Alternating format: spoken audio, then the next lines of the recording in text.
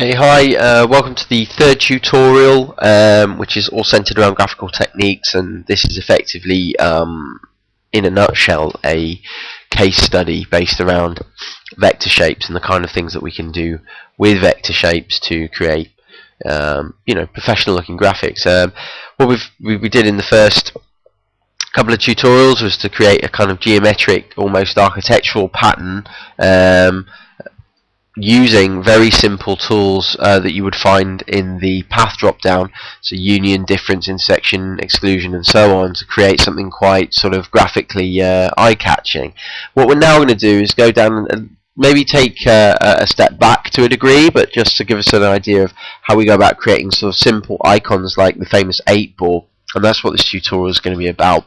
So I'm going to teach you how to create a gloss finished or gel finished 8-ball, which you could use for future graphic approaches for concepts, or maybe create your own, put your logo inside there in replacing the 8.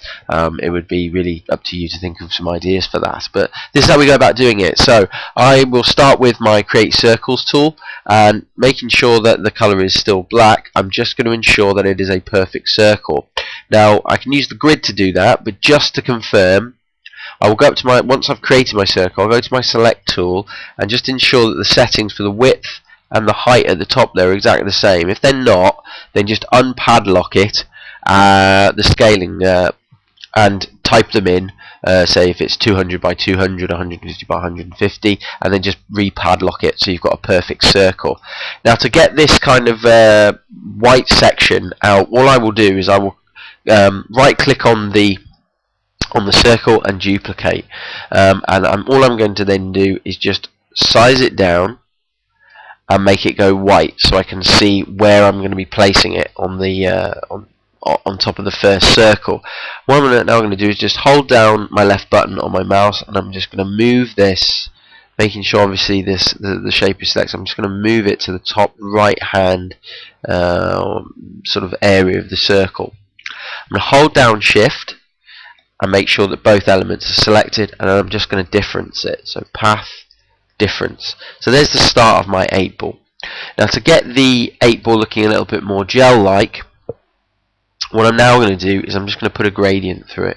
So I go to my gradient tool here, so create and edit gradients, and I'm going to start at the top, hold down my left button and pull down. Ensure that the shape is selected first. Because you may, if it's not selected, you can go to your gradient tool and it's just not going to work.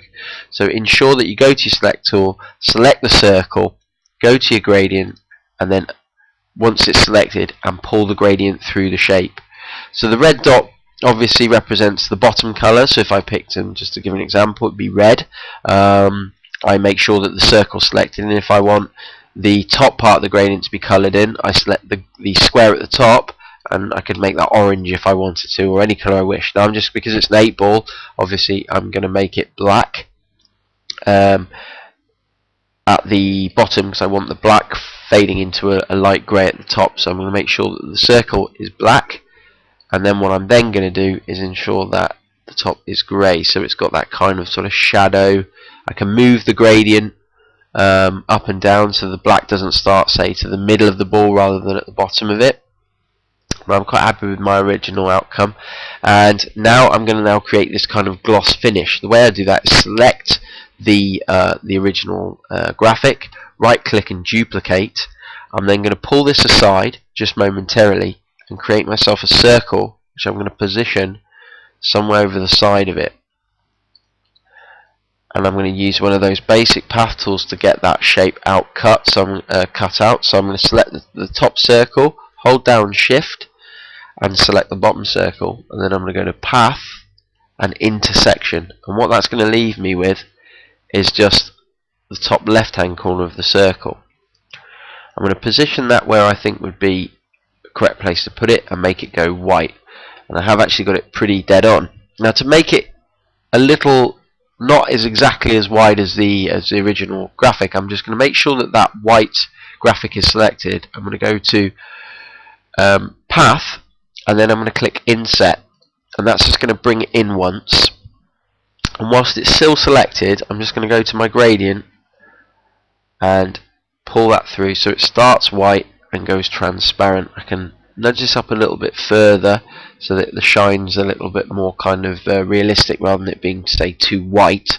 I'm going to make sure that the gradient is a few squares above the circle so it looks a little bit more like a natural sheen.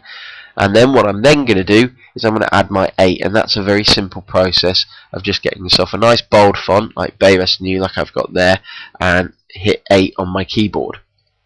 I'm then going to move that over to the middle of the ball and just size it up.